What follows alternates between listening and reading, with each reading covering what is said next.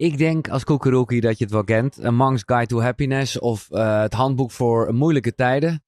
Hoe je met meditatie je angsten kan overwinnen. Het is echt een grootheid. Dus ik vind het ook echt wel een ding.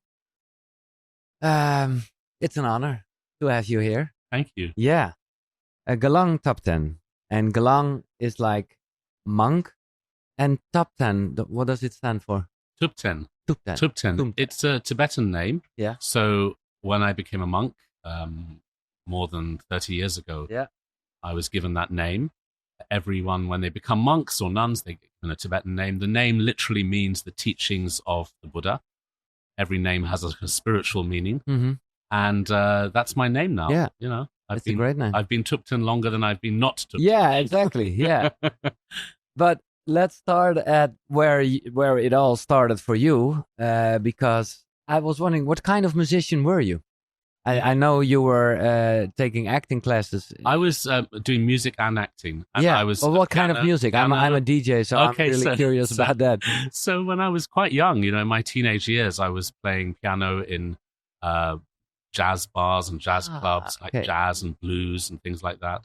I was always creative. Yeah. Always interested in creativity, the arts. And then you went to New York. Yeah. And, we could say the method acting, you did it quite well. Maybe a bit too good, actually. I got very stressed and very burned out. Yeah. And I really fell apart quite seriously. And I was not happy. I was kind of running away from myself and getting very much involved in the kind of party scene and really like burning the candle at both ends. Yeah. And this led to a very extreme burnout that literally happened from one day to the next. Like I woke up in the morning one day feeling completely ill, and my heart was the problem with my heart. And this led to several months of illness and kind of soul searching. You know, what am I doing? Who am I? What am I doing? Why have I ended up like this? I'm only 21 and I'm already feeling like I'm ready to retire. So it was during that phase that the connection with Buddhism became stronger. Yeah. I heard. I'd grown up as a Buddhist. Yeah. It was already there in my family. Okay. Yes, so yes. That's why your mother gave you a book. My parents are both Buddhists. Yeah, okay. And so this was always there in the background, but I never really took it seriously until I needed it. And when I needed it, it was there to rescue me. So I'm very grateful for that. Yeah. And then you became a monk.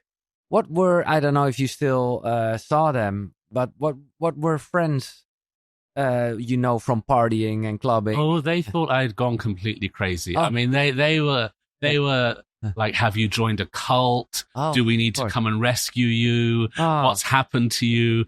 And then I stayed longer and longer. And then many of them who I was still in touch with said, okay, you really have found your path. And they were impressed and happy. But at first they were really shocked. Yeah. I was shocked. I mean, if you had told me a year before that you're going to be a monk in a year, I would have laughed. Yeah. So sometimes these shocking changes happen in your life and you go with them and then you realize it was just right for you at that time. Always right. Yeah.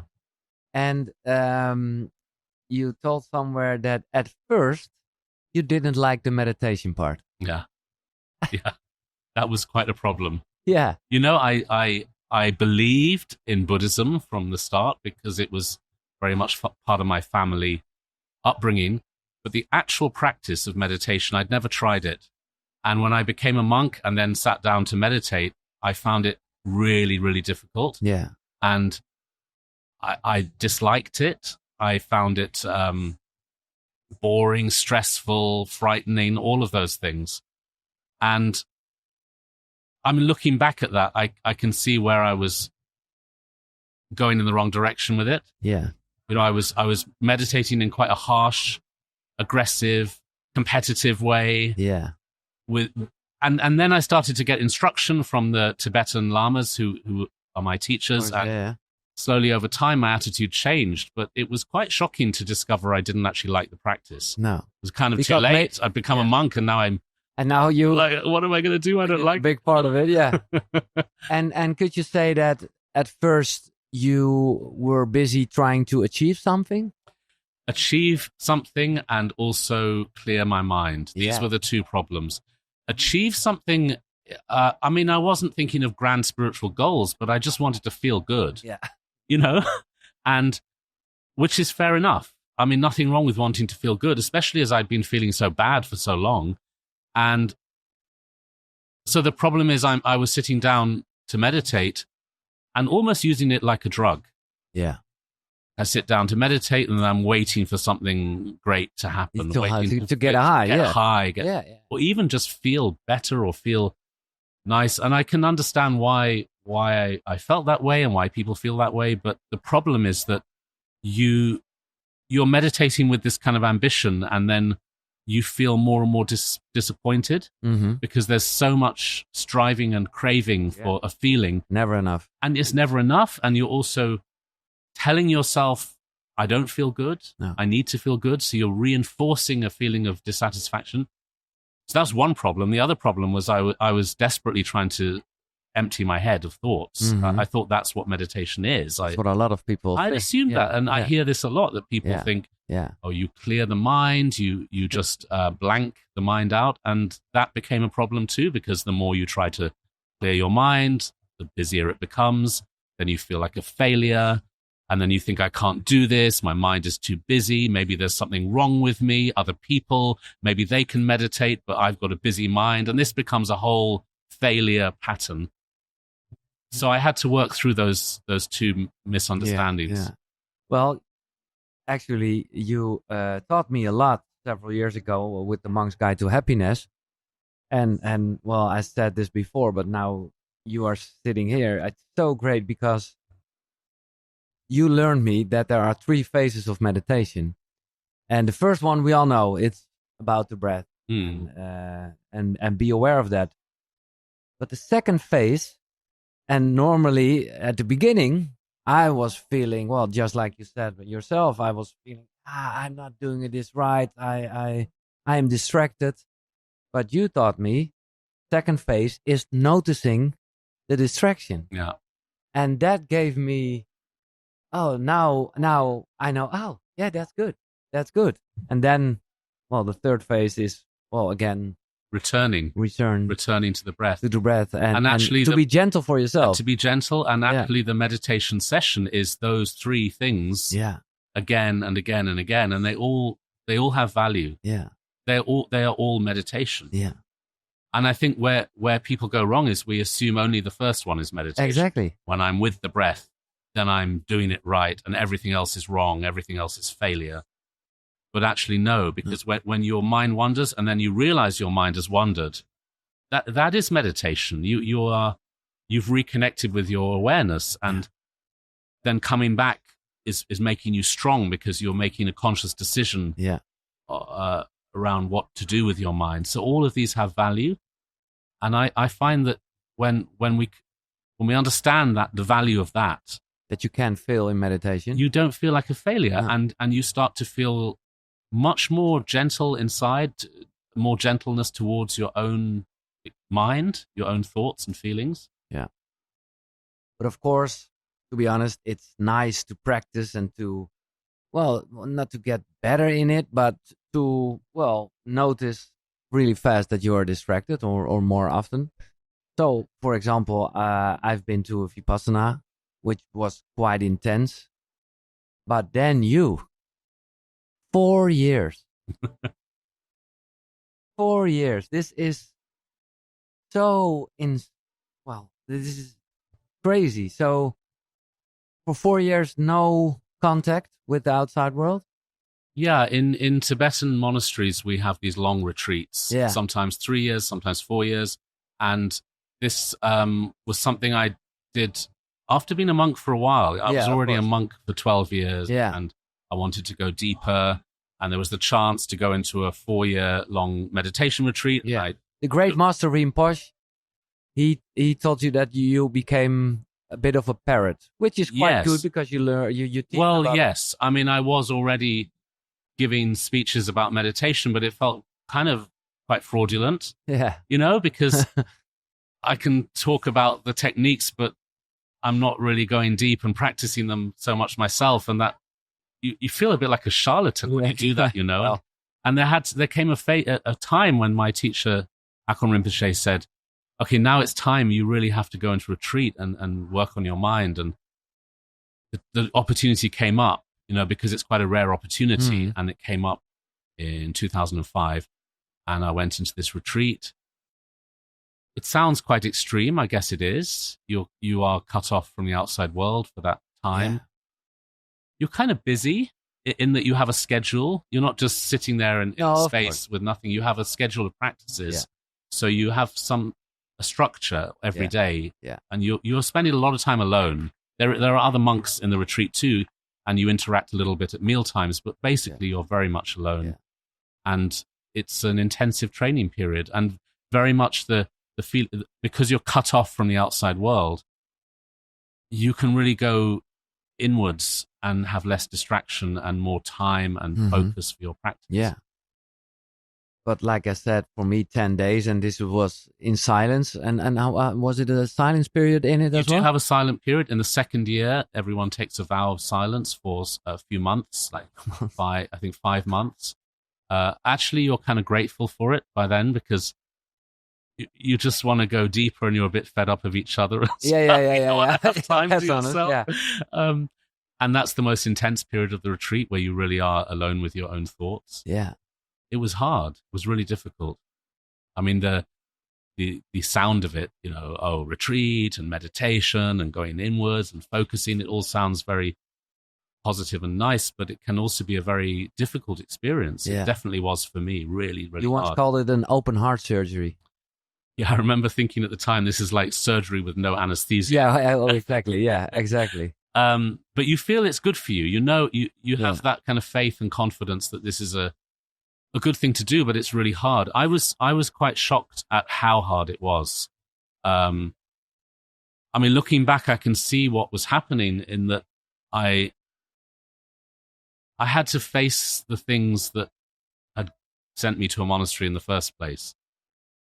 The depression, the anxiety, the fear, which maybe I'd suppressed for a while. Yeah, so as a you monk. dig that up again. And then you're back you're in retreat, and there's no escape from yourself. So you start to experience all of that again. And I was kind of brought to my knees by very strong depression. Yeah. During that 4 the years. first half of the retreat was really hard. I was very, very depressed. And I did think, can I do this? I really wanted to run away. I couldn't stand it, but something kept me there. I felt this is good for me, but it's horrible.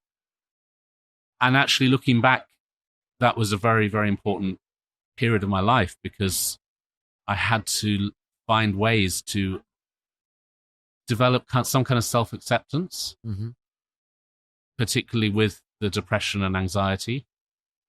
And so for me, the point of the retreat for myself was learning to be more okay with my mind. Yeah. But that's the whole thing. We can talk about this later. That's the whole point of happiness. And you just mentioned feel good. I have this saying about this podcast, but I cannot translate it really good. It's not about to feel good, but to feel good. Tell me what you mean. Yeah. So it's about, feel as you are, not feeling good as well-being. The feel good show. It's like a acceptance of the now, but not acceptance in a sort of miserable way. No. Oh, I'm going to grin and bear it. No. You know the phrase "grin and bear it." Yeah. Not like that. Not like that. No. Not like a miserable acceptance, but more like an embracing of how things are, and compassion. Yeah. Compassion, having love and compassion and kindness for this moment, whatever this moment is presenting. So if this moment is uncomfortable and difficult, and you're depressed and you're unhappy, the acceptance part is to move towards that with love and not to push it away. Exactly. But I noticed, and again, I am talking about 10 days, which was a great experiment for me, and it taught me a lot. And it, well, when I'm meditating now, I'm, well, often back in that place. But I was quite, well, because all my walls went down.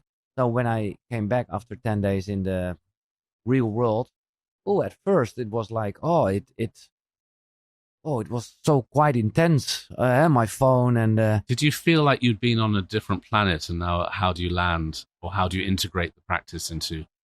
Yeah, So extreme. Yeah. 10 days of very intensive meditation, then you come out and, well, now what do I do with that? yeah. Is Well, it you that have kind of this feeling? one day of kind of integration, but yeah, in a sort of way it was, and later on it was very great. But I can imagine for you, the iPhone, YouTube, Facebook, all things started in those 4 years. Yeah. Obama was elected. So how do you, well, dealt with all this new information and Yeah, it was a shock, and it is quite fascinating how those exact 4 years, 2005 to 2009, were quite pivotal time, pivotal time in the technology world with the phones, the smartphones, and the social media, all of that. So it all happened during that phase. Of course, you had a phone before you went. Well, before retreat, the mobile phones were quite simple. Yeah, These exactly. big smartphones didn't exist. Everyone had smartphones when I came out of retreat, and I noticed with quite a shock how everything had sped up and how information had become so invasive. You know what I mean? Sort of no downtime. No, always Everything's coming at you. Yeah. Maybe I noticed it more strongly because I'd been so shut off. Yeah. On an island with no internet, nothing.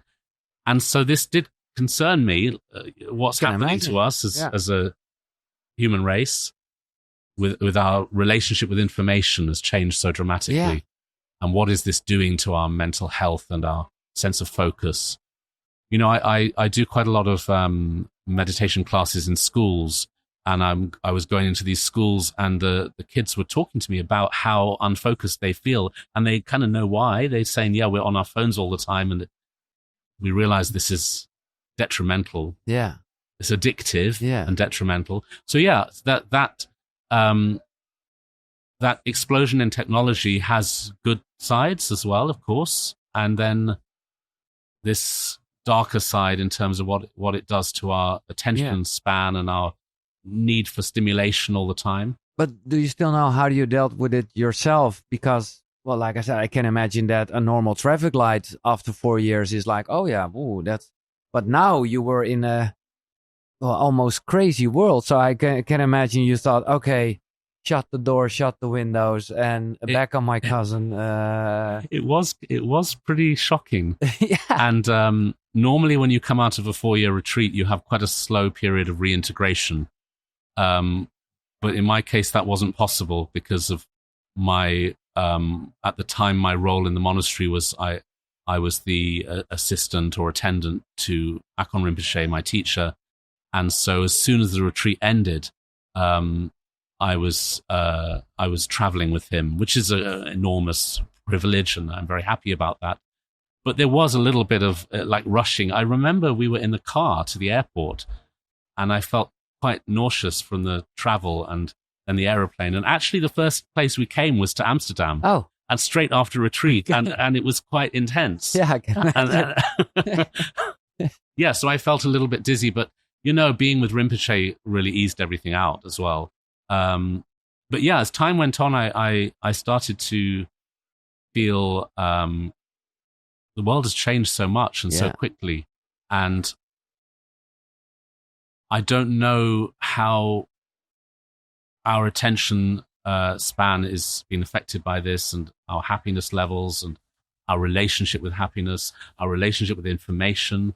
I started to think about all of these things, and those actually formed the kind of backbone of my first book. Exactly. About happiness and meditation. That was the moment century. you thought meditation isn't just, well, good to do. It's like a necessity. Almost like a survival tool. Yeah. Yeah, I would say so. Yeah. Because how else are we going to protect ourselves from the onslaught of information, fast-paced technology? I think if you meditate every day, then you can exist within this world more happily. Because, we have phones, we have internet, and there's obviously a lot of good with that as well. A lot of communication and a sense of being able to share positive news. I mean, that's all great, but we've got to learn to use our minds in the right way. Mm-hmm. In your new book, the handbook, and when I read it, I know what you mean. But at first I thought emotions hide our true nature. And I thought, but emotions, that's a part of the nature. Can you explain what you mean by that? So this is a central theme in Buddhism, which is that there's nothing wrong with emotions. No. And as I've emphasized already, when we meditate, we're not trying to eradicate our thoughts and emotions. But what is problematic for us is when our thoughts and emotions control us and make us unhappy and make us suffer. And because we're so caught up in solidifying our thoughts and emotions, we behave in ways that create trouble for ourselves and trouble for others. It all stems back to our relationship with our own mind. And one of the central teachings in Buddhism is that these emotions and thoughts that we cling to so solidly and we get so wrapped up in are almost like a film or a veil in front of something deeper. Our deeper awareness, our inner truth, our inner being. In Buddhism, we talk about Buddha nature, the inner perfection. Yeah. And the emotions are described as like clouds in front of that sun. And it's not about removing all the clouds, but it's about knowing what is behind them. We are the sky. The imagery of sky and clouds is very strongly used in Buddhism. That we are our awareness is the sky, and the clouds are the emotions of the clouds. And our problem in life is that we don't know how to be aware of ourselves. We're just busy with the comings and goings of the emotions. Yeah, and we are the clouds. Yeah, sometimes. Yeah, and then you say about anger, that is the opposite of desire.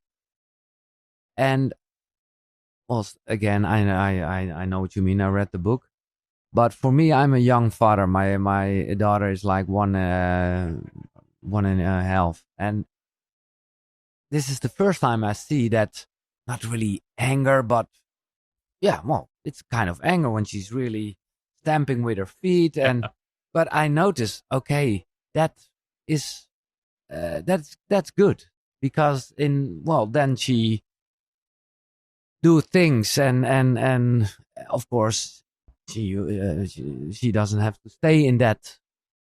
But do you know what I mean? So I think in my book I'm talking about neurotic anger. Yeah, I think I'm talking about anger that is toxic and neurotic. But actually, when I talk about anger, when I write about anger, I'm writing about a whole range of experiences around rejection, aversion, dislike, hate, irritation, annoyance, all of these things that make us uncomfortable and make the world a really uncomfortable place. And maybe we could talk about a different kind of energy to get things done, and a feeling of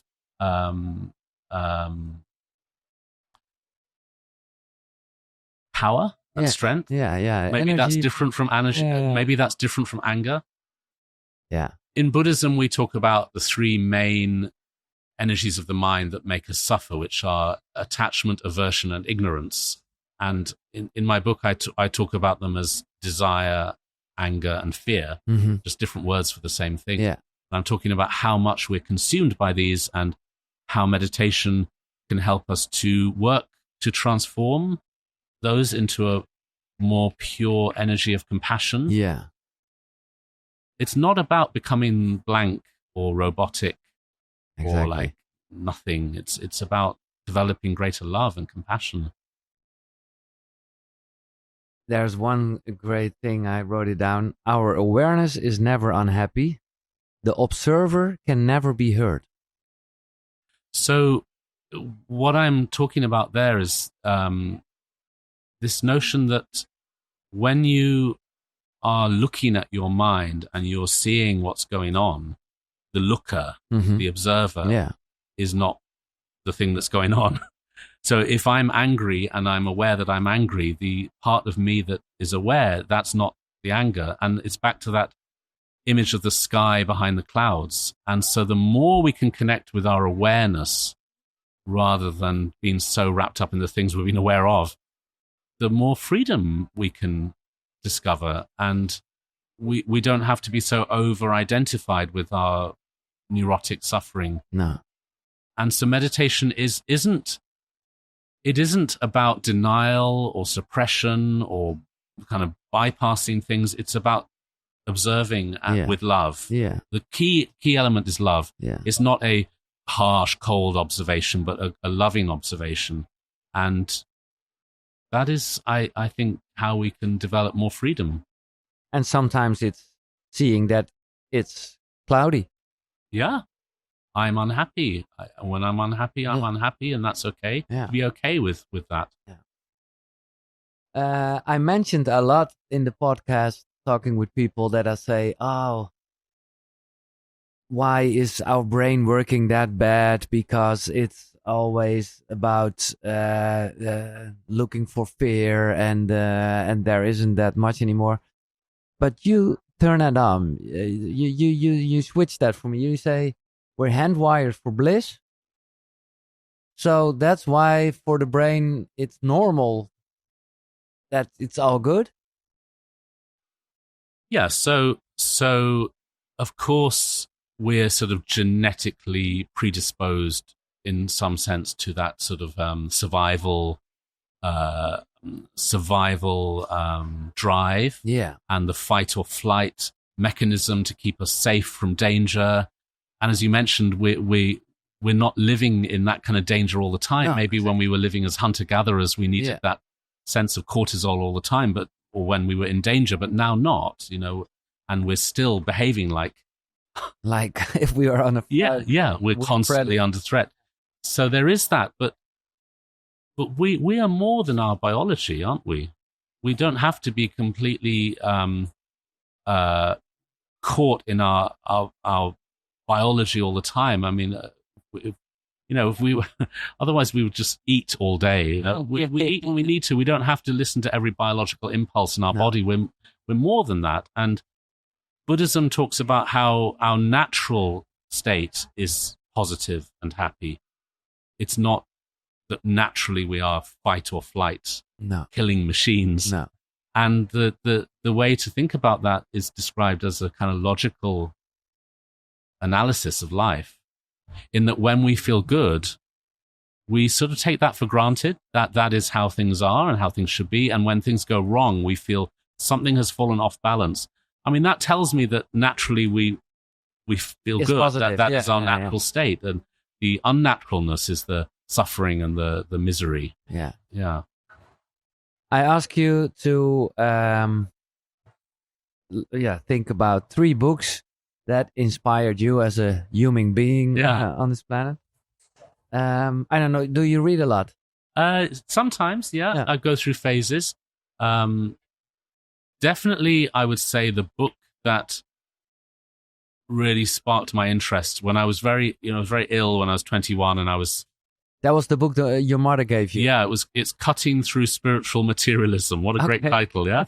By Chogyam Trungpa, who was a very important Tibetan Lama. He co-founded the monastery I'm at, Samiling. Okay. And that book, Cutting Through Spiritual Materialism, presents the Buddhist teachings from a very deep perspective, and pointing out how with spirituality we might just be kind of endlessly shopping for the latest pleasant experience, but how do we cut through that and practice a genuine path to freedom instead of just kind of finger food? You know what I mean? That book really it really touched me and really got me to think more deeply about things, and I think that's probably the book that tipped me into becoming a monk. Yeah, because you learned there, you have to do the work. Yeah, but not in a sort of aggressive, hard way, but more, it's a journey. It involves work. It's not just about feeling great. It's about going deeper and it's about not transposing our materialism into spirituality and becoming spiritually materialist. That's I think that's a really important message in nowadays, especially. Yeah. Well, here on the festival, and for me as well, because there's a lot of information, and your ego is telling, you're doing the right thing. So then it's an ego thing again. Maybe we just don't want to do the work. No, exactly. I mean, I'm inherently quite a lazy person, so it's quite good for me to be pushed. And my teachers at the monastery, they push me, and I need that. Yeah. Yeah. But then you're like, hard to yourself, and there's always a bit of guilt. That really gets in the way, doesn't it? Yeah. I went through years in retreats and in the monastery of just feeling so like a failure and so guilty and ashamed. Not doing good enough. I think that really has to go out the window, because it really is a toxic state of mind. But can you give us an advice how you can throw that out of the window? Because it's so, almost burned in our... For me, it's really important to see that these are habits of the mind. Anxiety, guilt, self-hatred, they're mental habits that kind of feed themselves. And when you meditate, you're learning to listen to those less and not be so glued into them. It's almost like we're sort of stepping back a bit and seeing it as a habit and not buying into it so strongly. Yeah. And then it starts to lose so much of its power. Before we go to the second book, what do you think is the role of ego? How I don't know how a monk like you is thinking about the role of ego. Well, when you read Buddhist books, they talk always about the ego as being the source of suffering. And I think one of the misunderstandings we could get into is thinking, okay, Buddhism is about smashing the ego, destroying the ego. But the Buddha never said about that, to destroy the ego. The Buddha said the ego is an illusion, like a misguided perception of who we are. And we need to work to wake up from that delusion, rather than thinking of the ego as this kind of structure that we have to bash down, like breaking down a house. It's more about learning to see things differently. And so in Tibetan Buddhism in particular, our belief is that the cure or the healing is through compassion and love for all beings, and to try to develop a stronger sense of compassion.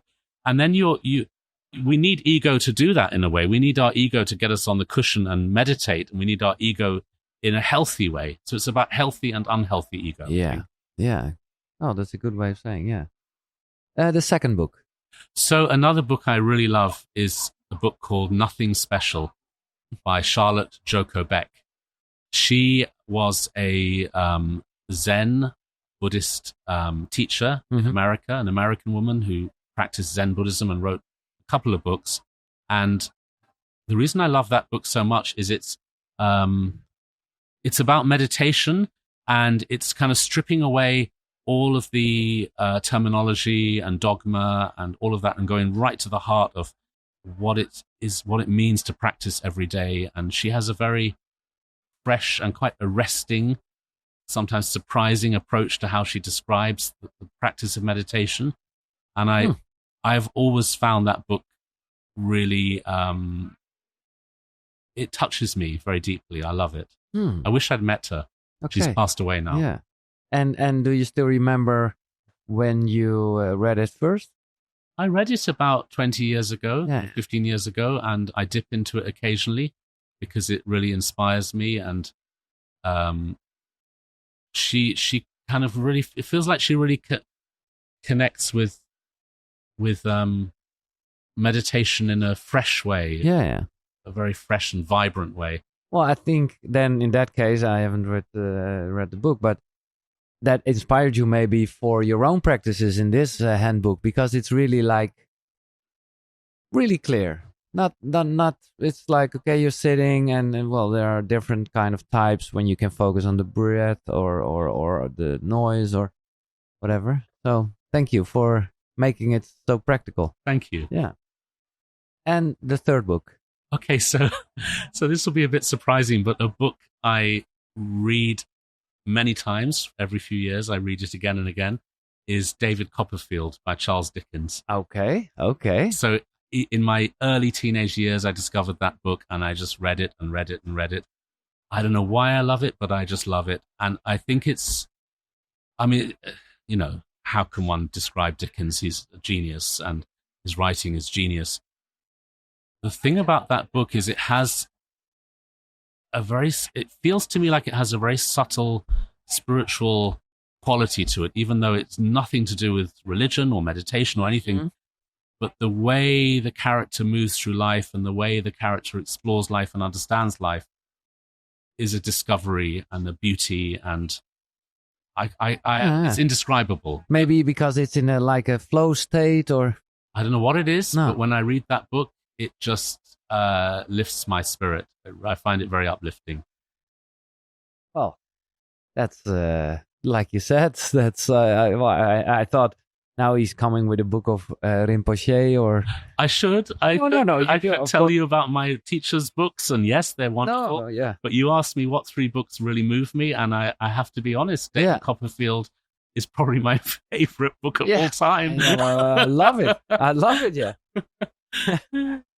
Talking about meditation, we're talking about a routine to do it consistently, for me, and that's why I ask it, it's always good to think about the 3 reasons why you maybe stopped with it. And the first is the lack of confidence. Yes. So I think what trips us up is a feeling of, I don't have what it takes, so maybe I shouldn't bother. Feeling that I'm not good enough to meditate, or I can't do it well. I'm too insecure, I'm too weak, all of this self-talk, insecurity. I think this really trips us up. And I think this is quite pernicious now. We live in a culture, a time where we're told to feel there's something wrong with us all the time. There's something missing, there's something lacking, we're not good enough. And this becomes really toxic. Yeah. And this can trip us up. This can make it very hard for us to meditate every day because we feel I can't do it. No. And the remedy, to be honest, the remedy. The remedy is to really remind ourselves that we have this incredible opportunity of just to be alive, to be a human being with this body and this mind and this ability to learn and develop and train. It's there in us. And the success has nothing to do with class or status or education or anything like that. It's just about putting the work in. Yeah. And everybody has that capacity. Yeah, but it's so sometimes hard to stay in that feeling because, several years ago, it was, with a lot of religion things, that the whole feeling you're not good enough, you're just a human being. And now it's more like the Instagram feed when, everything is doing great things. So, yeah. I hear you when you say it's hard to stay in that feeling. So my answer to that is we have to cultivate that feeling again and again. And train it. Wake up each morning and think, I'm alive. Yeah. I made it through the night. I'm here and I have what it takes. There's nothing missing. I have it all ready for me to progress on the path, to feel good about that, a sense of gratitude and opportunity. Right. The second thing, when maybe you stopped with meditation when you did it for quite some time, is procrastination. Yeah, I mean we're constantly putting it off till later. We say, I'm going to get into meditation next week. I might do a retreat next year. Yeah. Later, and later just becomes more later, doesn't it? Procrastination creates more procrastination. So this becomes quite an obstacle in that we keep putting it off till later, and we sort of, it's a kind of laziness, but laziness through just deferring to later. So I think if we think about the fact that everything's impermanent and life is short and we don't have time to waste, and that doesn't need to make us frightened or anxious, but it could make us feel, I have an opportunity as a human being to do something good. Let me do it now because I don't know how long I've got. So don't waste time. Right. And the last thing And that's always, there's a fun story about a monk when somebody says, I don't have time for it to practice 1 hour. And then he says something like, okay, then you have to do it 2 hours. I always think that's funny. Good. Because the third thing is that people are too busy. Yeah, too busy. It's in Buddhism, they call it the laziness of busyness. You know, like so busy. My day is so full with so many things. There's just no time to do the meditation. We fill our time, and that can become endless, really endless. Yeah. And of course, yes, there are things we have to do, our family responsibilities or work or whatever. I'm not saying, everyone can just sit around meditating all day in a temple or a monastery. Of course not. But we do fill our time with a lot of stuff in the name of relaxation. Exactly. Is it really relaxing us long term, or is it just a quick hit? And I think when you get into meditation, you start to kind of reorganize your time a little bit, because you start to think more deeply about, what am I doing with my time? When I have time off, what do I do with that time? Am I just mindlessly scrolling through my phone? Yeah. For what? What am I looking for? When I scroll through my phone, what am I actually looking for? And I think if you ask yourself that question, what am I actually looking for? We're looking for happiness. We're looking for peace, freedom, all of those things. We're looking outside when really it's inside. So can we scroll through the phone of the mind instead of the physical phone, Yeah, well, that's a nice thing. And for example, because you travel a lot, and maybe it depends, but when you're in an airplane, for example, are you the guy who thinks, okay, I'm here now for 3-4 hours and it's like a meditation, or are you watching a movie? I like to do bits of meditation in travel. Travel is great, because there's that time of waiting for the flight or the train or whatever. There's the waiting in the plane. And I find it really interesting how waiting makes us quite tense. And if you can meet that tension with relaxation through practicing little micro tiny moments of meditation, you're kind of changing your internal wiring. Yeah. And it is fascinating how when people are on planes and there's a delay, we start freaking out. And I was on a plane once where it was supposed to be a really short flight, but they said we had to sit on the runway for several hours, I think it was. And everyone really started losing it. Yeah. And I was thinking, but it's all about expectation, because if we were doing a long haul flight and we know it's 9 hours, we accept that. Yeah. But now it's become a 1 hour flight's become 9 hours. I mean, sure, okay, there may be issues. You're late for something, or family are waiting, but there is a strange thing the mind does, which is where it goes into impatience for no reason. And you could meet that with relaxation. So yeah, I read or whatever, or I might watch something on a screen, but I try also do bits of meditation. I think that's really useful when you're traveling. What is your morning routine? My morning routine is very varied, because I do travel a lot, and I'm often in different places. So I break my own rules in that I try and tell people it's really good to meditate in the morning.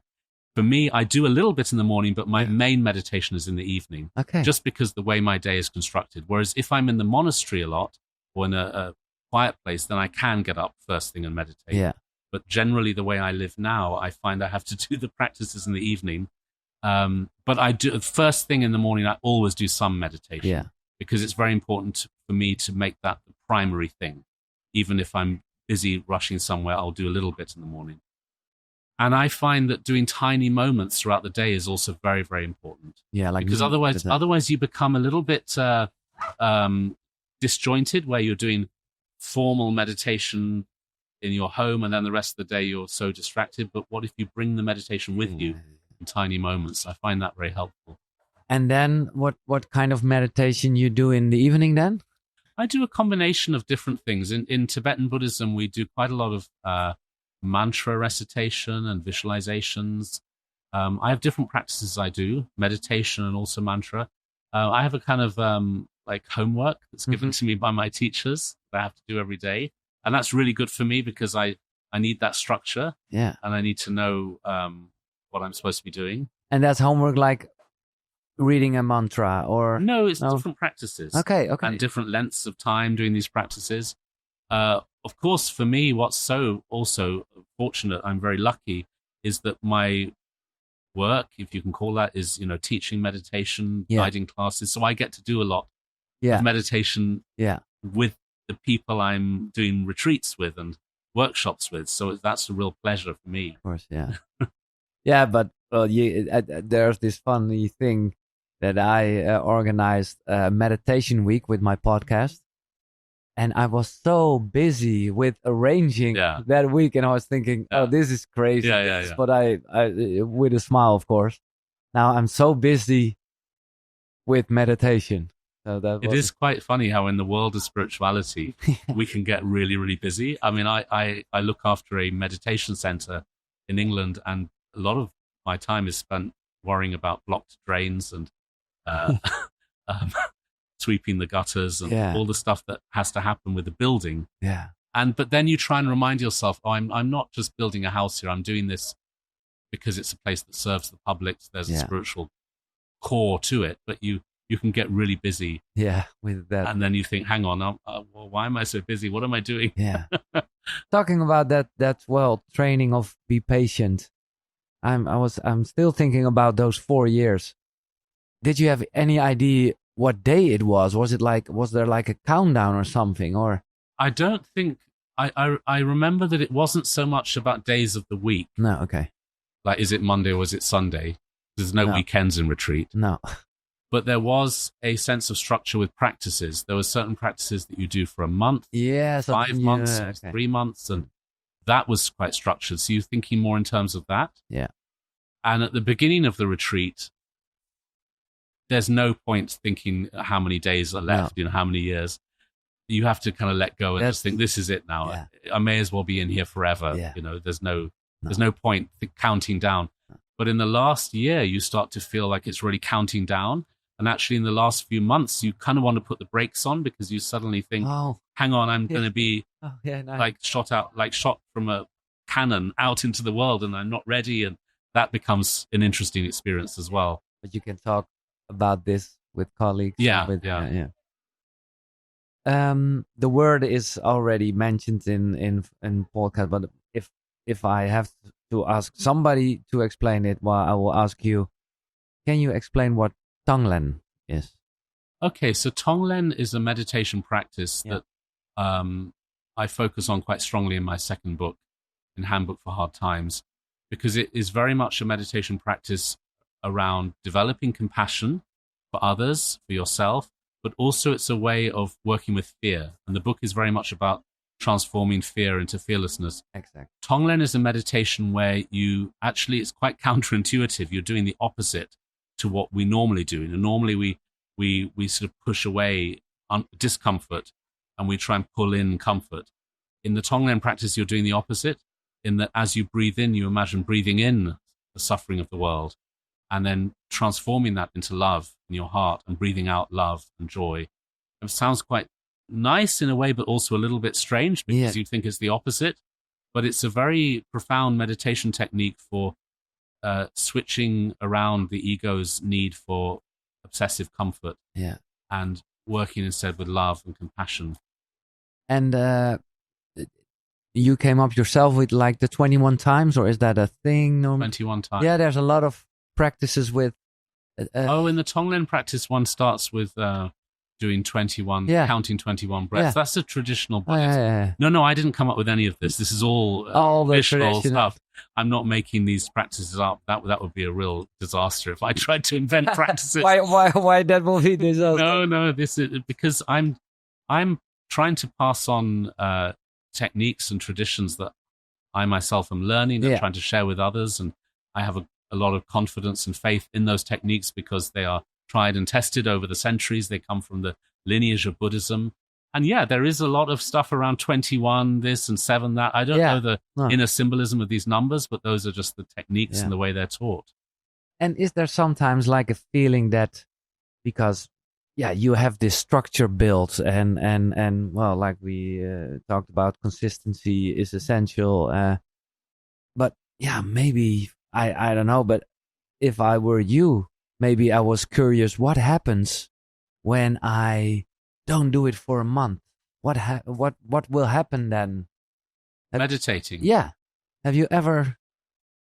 I don't feel that I'm sort of trapped or imprisoned in a schedule. No. And that I need to experience the that not having that schedule. It's more that there are times in my life when I do more practice, times in my life I do less practice.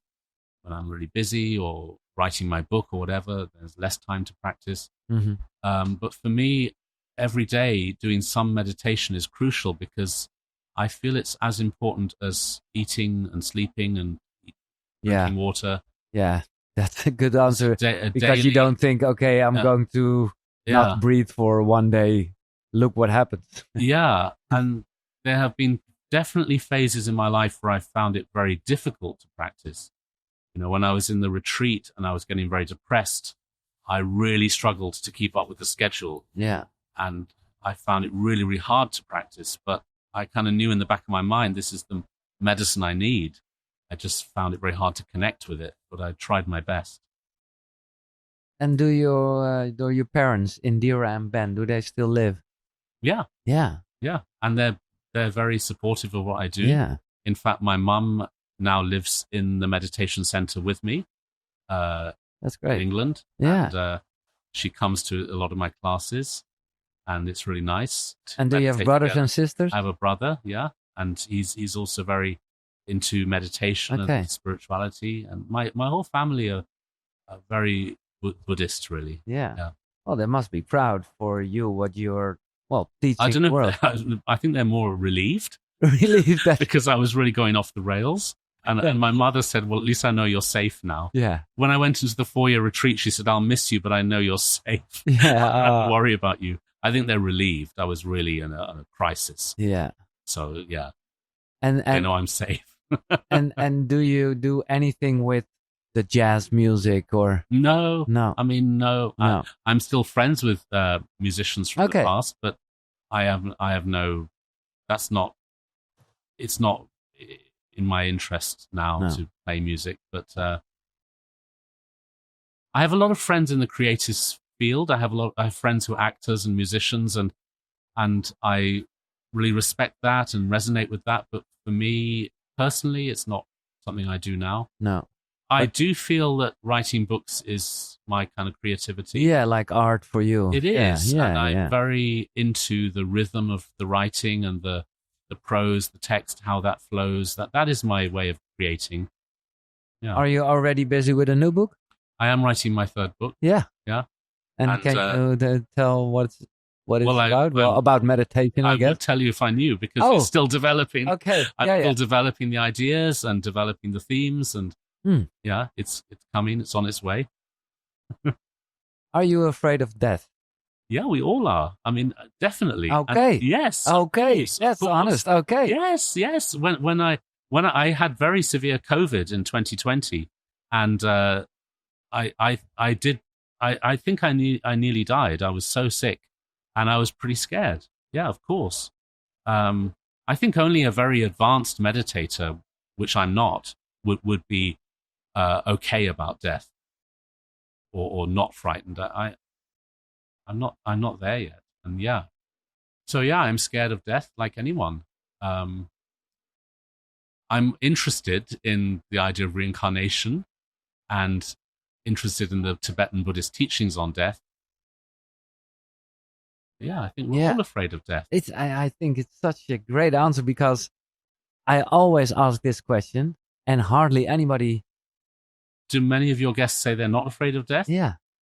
And they say no, I'm not afraid. I'm not looking forward to it. But it's like, you know that it's going to happen. So maybe it gives you something like... I think about death a lot. Okay. And that's part of the training in Buddhism, is to reflect on it and be more aware of it and more attuned to it, so that you're preparing in a way. So it's very much part of my life. But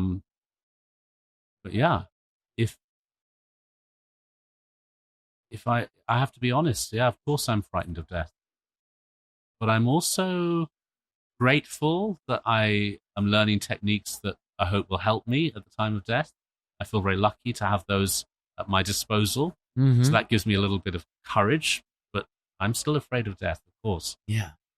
Wow. And what do you think? You just mentioned reincarnation. what do you think will happen? Of course, we don't know. Well, we don't know. We'll have to wait and see, won't we? You know, but what do you think? I have no idea. I mean, I do trust the Buddhist teachings. They talk about how we will be reborn according to our imprints, our habits, our karma. I sort of believe in that, but I have no evidence and no proof. So I have to wait and see. But to me, it's a philosophy that is very helpful because it gives a sense of there's time, you know. The meditation we do in this life, hopefully we can continue with that journey in our next life. So that I find quite a relaxing thought. Yeah. That there's still time. Yeah. Time enough. And how do you want to be remembered? How do I want to be remembered? Yeah. I mean, I do hope that my books help people. Some people have told me it has been helpful. Well, I just told you, absolutely. And so I guess these books will outlive me, and hopefully they have some benefit in the world. So maybe that's something I'd like people to remember, is that if the books were useful. How would I like to be remembered? I mean, I hope that I'm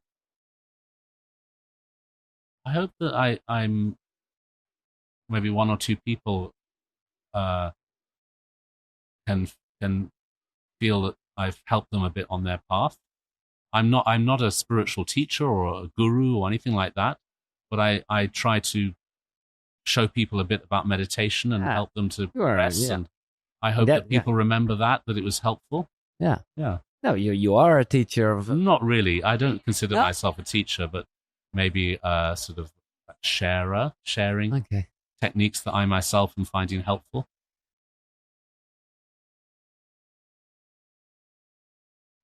Yeah, well, I'm almost thinking, is there like a lack of confidence? But no, I understand. No, that's what you mean. Realistic. And especially because I'm part of a tradition where I have teachers, and I can see that you have like 2 best-selling books. That's not all over the world. A teacher. That's just been to do with. But there you teach how I've got to great meditate. Publishers. Yeah. Wow. Okay. Galang Tupten, thank you so much for your time. Thank you. It was an honor, like I said. And well, you gave me a lot. Ik ben heel benieuwd hoe dit bij jou is overgekomen. En of je, straks weer op je kussentje gaat zitten. Ademen. Weten dat je afgeleid bent. En dan weer terug naar je adem. En dat je ook hebt geleerd van de 3 redenen om het vooral niet te doen. Het heeft mij weer geïnspireerd. So for me, I have to be honest, this is a great, well, I used to meditate a lot. And then I became a father, and it isn't like, I don't know why, but then I'm still in the survive mode when the baby's crying. And when I was, preparing this interview, I was like, okay, I have to get back on the work again. So my friends who are meditators and also parents, a lot of them say to me that they're really discovering that their meditation is that. You know, when as a parent they have to really let go of self-interest and serve, like you're serving. That's true. I'm more in the moment, and with that diapers. That is the meditation, and they're really finding that they can turn that into their path. Thank you so much. Thank you so much. En jij bedankt voor het kijken en luisteren. Een bijzondere aflevering van Koekeroe. Tot de volgende. Zonnegroet. Hoi.